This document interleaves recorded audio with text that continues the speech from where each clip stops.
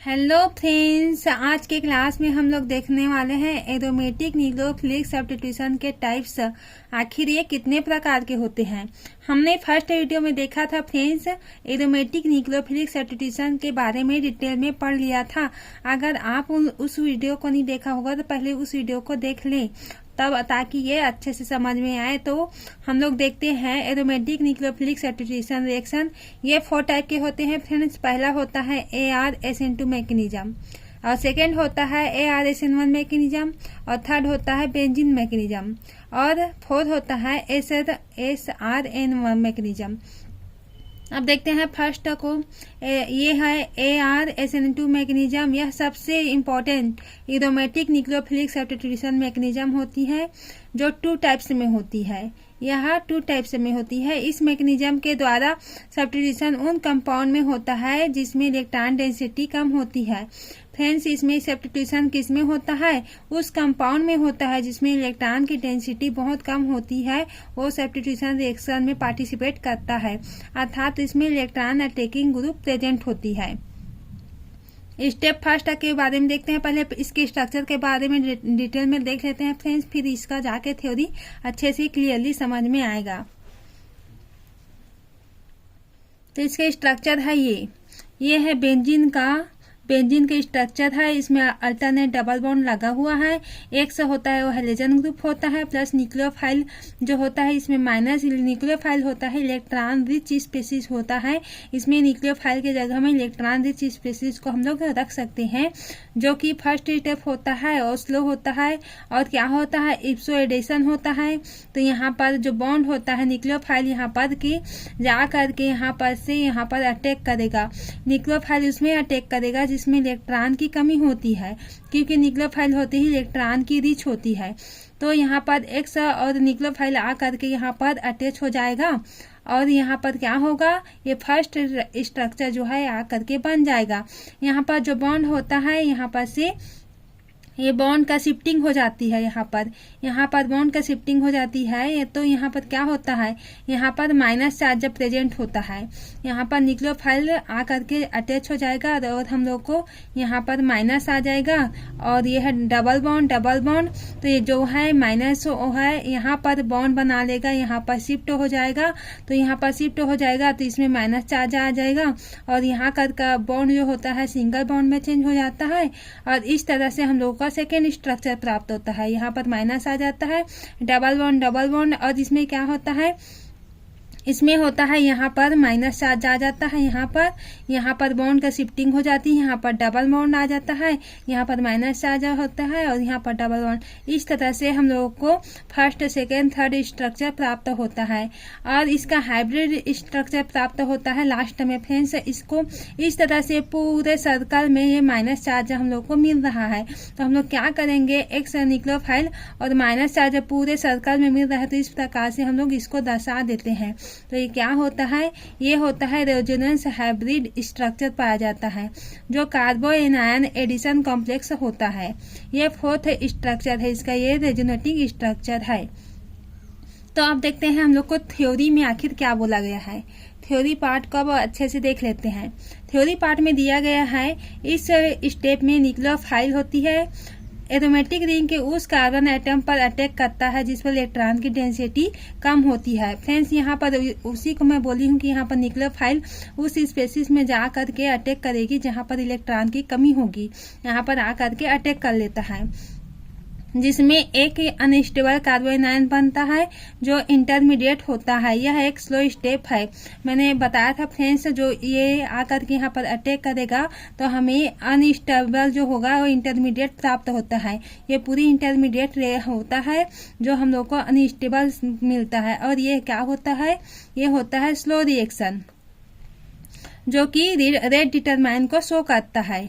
इस प्रकार बना carbo anion structure first, second, third का रेजोनेबल हाइब्रिड प्राप्त होता है। इस प्रकार जो है फर्स्ट, सेकेंड, थर्ड, इसका हमें रेजोनेबल हाइब्रिड हम लोगों को प्राप्त होता है,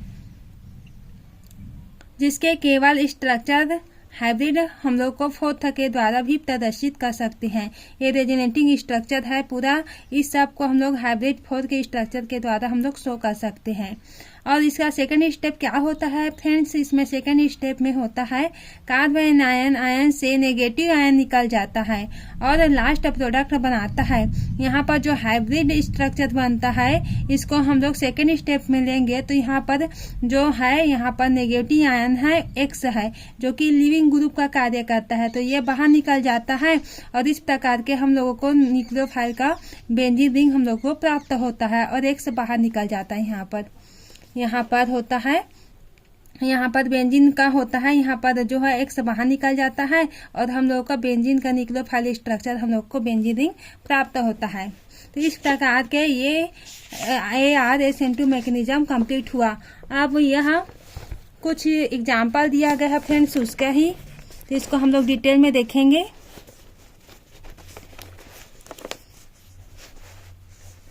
इसके एग्जाम्पल में दिया गया है यह मैकेनिज्म टेट्राहेड्रल मैकेनिज्म एवं इलेक्ट्रोफिलिक एरोमेटिक सब्स्टिट्यूशन रिएक्शन है।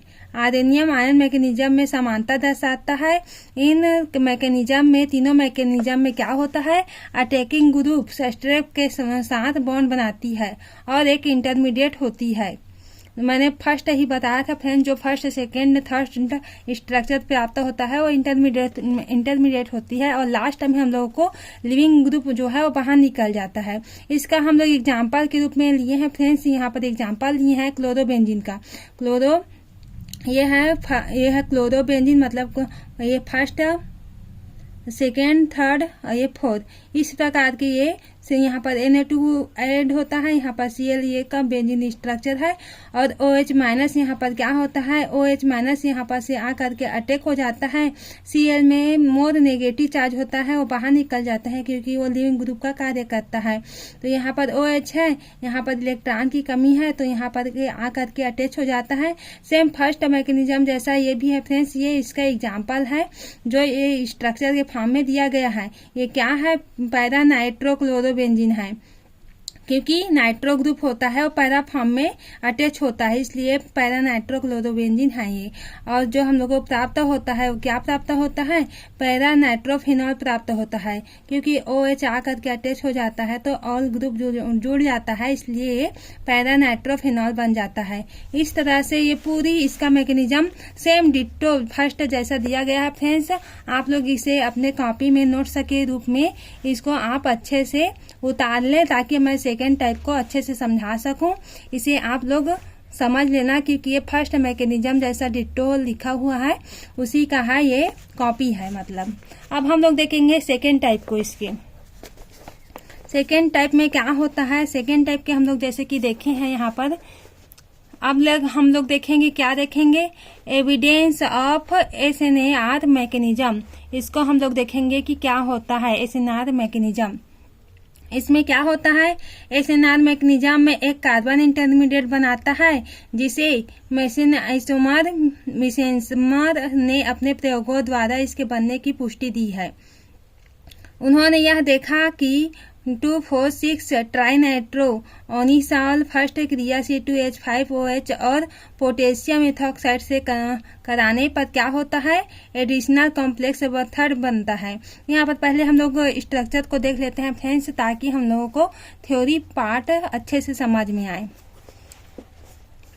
इसका स्ट्रक्चर दिया हुआ है, ये है OCH3 है, यहाँ पर बेंजीन में अटैच होता है तो यहाँ पर 3 नाइट्रो ग्रुप प्रेजेंट होता है और OCH3 यहाँ पर जो होता है C2H5O के यहाँ पर लगा होता है C2H5OH। तो ये यहाँ पर आ करके कहाँ पर अटैच होगा, यहाँ पर के आ करके अटैच होगा। Na2 जैसा का तैसा रहता है, यहाँ पर आ करके ये यहाँ पर अटैच होता है। तो हम लोग को OCH3 और COH3 स्ट्रक्चर हम लोग को ये वाला थर्ड वाला प्राप्त होता है। ठीक है, ऐसी ही इसका हम लोग रेजिनेटिंग स्ट्रक्चर करवाएंगे CH3O के और CH3OH का, तो क्या होता है हम लोग का सेकेंड स्ट्रक्चर ये मिलता है। ये सेकेंड स्ट्रक्चर है फ्रेंड्स और ये थर्ड स्ट्रक्चर है। इसको जब हम लोग C2H5OH को अटैच करवाएंगे तो यहाँ पर ये ग्रुप निकल जाता है बाहर और ये यहाँ पर से आ करके ऐड हो जाता है फर्स्ट में। तो ये हम लोग का सेकेंड स्ट्रक्चर प्राप्त होता है। और थर्ड स्ट्रक्चर में क्या होता है, थर्ड स्ट्रक्चर में हम लोग को Na2 और यहाँ पर क्या होता है OCH3 और OCH3 आ करके अटैच हो जाता है।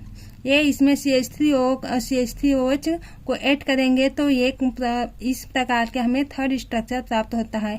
तो ये होता है 2,4,6 ट्राइनाइट्रो और फेमिडोल, ये होता है फ्रेंड्स। इस प्रकार के इसका प्रोडक्ट हम लोगों को प्राप्त होता है। इसका हम लोग एनर्जी प्रोफाइल डायग्राम देखेंगे तो एनर्जी प्रोफाइल डायग्राम में क्या होगा, नाइट्रोबेंजीन के हाइड्रोक्सिलेशन से अथवा पैरा नाइट्रोफिनॉल प्राप्त होता है, क्योंकि नाइट्रोबेंजीन में Na2 group plus I effect डालता है, जिसके कारण अथवा पैरा पोजीशन पर चार्ज जनरेट होता है। क्या होता है, नाइट्रोबेंजीन में Na2 ग्रुप अटैच होने के कारण क्या होता है, प्लस I इफेक्ट शो करता है, जिसके कारण हम लोगों को अथवा पैरा पोजीशन पर चार्ज जनरेट दिखाई देता है। OH माइनस आयन इन्हें पोजीशन पर अटैक करता है। इसके अलावा मेटा इफेक्ट के कारण भी आर्थो और पैरा पोजीशन पर इलेक्ट्रॉन डेंसिटी बहुत कम हो जाती है और OH माइनस उन्हीं पर अटैक करता है। इस तरह से ये पूरा स्ट्रक्चर हम लोग का कंप्लीट हुआ फ्रेंड्स। अब इसके बारे में हम लोग जो है पूरा टाइप्स के बारे में देखेंगे और एनर्जी डायग्राम देखेंगे और इसके साथ ही एसएन मैकेनिज्म को भी देखेंगे कि एसएन मैकेनिज्म एरोमेटिक में कैसा होता है। तो ये दिया गया है energy profile diagram. Energy profile diagram में कैसा है फ्रेंड्स, यहाँ पर एनर्जी का है वो यहाँ पर इंक्रीज कर जाएगा। रिएक्शन अब कोऑर्डिनेट होता है। यहाँ पर बेंजीन स्ट्रक्चर लेंगे, जैसे कि हम लोग फर्स्ट स्ट्रक्चर में ही लिए थे उसको हम लेंगे यहाँ पर। तो एक्स जो है यहाँ पर आएगा, प्लस न्यूक्लियोफाइल है, सबस्ट्रेट है, तो यहाँ पर जो न्यूक्लियोफाइल है आ करके यहाँ पर अटैक करेगा तो हम लोग को यहाँ पर ये स्ट्रक्चर प्राप्त होगा। यहाँ पर न्यूक्लियोफाइल अटैच हो रहा है, इसको अटैच करता हुआ दिखा रहा है, ये पूरी तरह से अटैच नहीं हुआ है। माइनस ये फर्स्ट स्टेप हम लोगों को ट्रांजिशन स्टेट प्राप्त होता है। और हम लोग को यहाँ पर क्या होता है, एक्स जो है न्यूक्लियोफाइल होता है, पूरी तरह से आ करके ये अटैच हो जाता है। यहाँ पर ये इंटरमीडिएट स्टेट होता है और इंटरमीडिएट स्टेट होता है। उसके बाद क्या होता है, जो एक्स है वो बाहर निकलते दिख रहा है, यहाँ पर एक्स है वो बाहर निकल रहा है और न्यूक्लियोफाइल जो है वो आ करके पूरी तरह से पहले से ही ऐड है। तो यहाँ पर हम लोगों को क्या प्राप्त हुआ, न्यूक्लियोफाइल का बेंजीन स्ट्रक्चर प्राप्त हुआ। इसमें हमें न्यूक्लियोफाइल का कोई ग्रुप अटैच कर देते हैं। तो ये हम लोग का energy profile diagram SNR mechanism का प्राप्त होता है। अब हम लोग देखेंगे डिटेल में एरोमेटिक SN1 मैकेनिज्म आखिर क्या होता है। इसको अब हम लोग डिटेल में जानेंगे फ्रेंड्स, आखिर क्या होता है। ये आप लोग अच्छे से इसका नोट्स बना लेना पूरी तरह से। इसे यूनिमोलिकुलर न्यूक्लियोफाइल सब्स्टिट्यूशन रिएक्शन कहते हैं। जनरली ये किसमें होता है, एरोमेटिक कंपाउंड में होता है, क्योंकि ए आदमी से एरोमेटिक कंपाउंड होता है, SN1 मैकेनिज्म में होता है।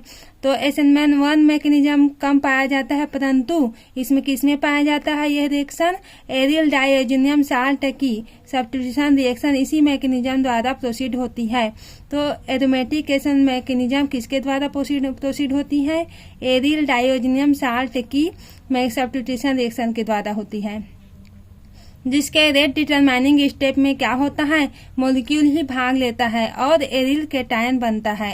एरिल कैटायन वह होता है, कार्बोनिल आयन होता है, जो शीघ्र ही अनेक प्रकार के न्यूक्लियोफाइल रिएजेंट से क्रिया करके विभिन्न प्रकार के प्रोडक्ट बनाता है। तो इसका हम लोग प्रोडक्ट देखते हैं, इसका मैकेनिज्म देखते हैं कि क्या होता है, तो हम लोगों को आगे चल के ये डिटेल में समझ में आएगा। तो अब हम लोग देखते हैं इसको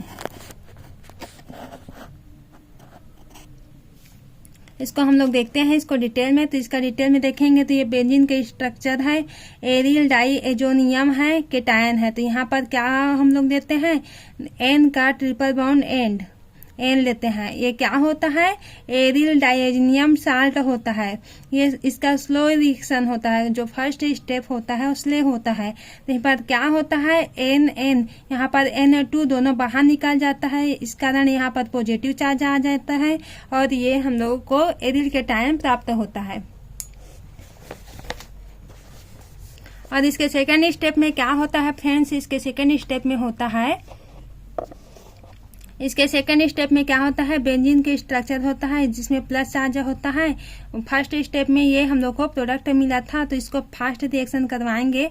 अगर H2 से रिएक्शन करवाएंगे तो हमें फिनॉल प्राप्त होगा और H बाहर निकल जाएगा। जबकि हाइड्रोजन क्लोराइड से हम लोग रिएक्शन करवाएंगे तो क्या होगा, बेंजीन से Cl आके अटैच हो जाएगा और हाइड्रोजन बाहर निकल जाएगा।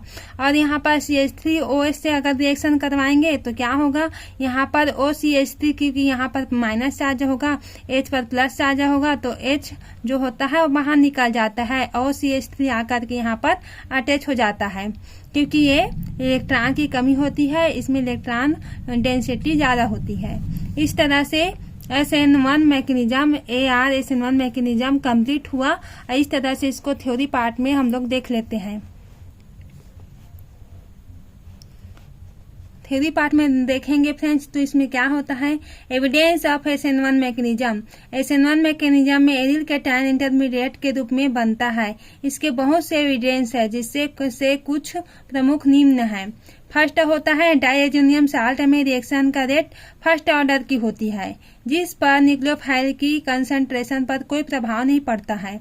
जबकि क्या होता है, डायजेनियम साल्ट से हाई कंसंट्रेशन वाले होते हैं, हाइलाइड साल्ट जुड़ा होता है जिस कारण प्रोडक्ट के रूप में हम लोगों को क्या प्राप्त होता है, एसिल हाइलाइड बनता है। रिएक्शन का रेट रिंग पर सब्स्टिट्यूशन होने वाले न्यूक्लियोफाइल का प्रभाव यूनिमोलिकुलर डिटरमाइन होता है, विभाजन के अनुरूप होता है। जब आर्थो पोजीशन वाला सबस्ट्रेट रिएक्शन भाग लेता है तो क्या होता है, आइसोटोपिक इफेक्ट 1 to 2 प्राप्त होता है। यहाँ पर फिनॉल के टायन हाइपर कंजुगेशन के द्वारा स्टेबलाइज होता है।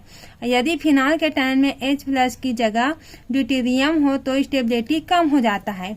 यहाँ पर ये हम लोगों का जो प्रोडक्ट प्राप्त हुआ था, यहाँ पर इसको हम लोग बेंजीन और H को यहाँ पर से लेंगे तो क्या होता है, यहाँ पर का जो H है यहाँ पर शिफ्ट कर जाता है इसका बॉन्ड और H बाहर निकल जाता है। इस प्रकार से हम लोग को फाइनली स्ट्रक्चर मिल जाता है ये प्रोडक्ट के रूप में। ये है होता है प्रोडक्ट। इस प्रकार से हम लोग का वीडियो आज का ही एंड करते हैं फ्रेंड्स। इस प्रकार ये वीडियो पसंद आया होगा तो अपने फ्रेंड सर्कल में शेयर जरूर करना। धन्यवाद।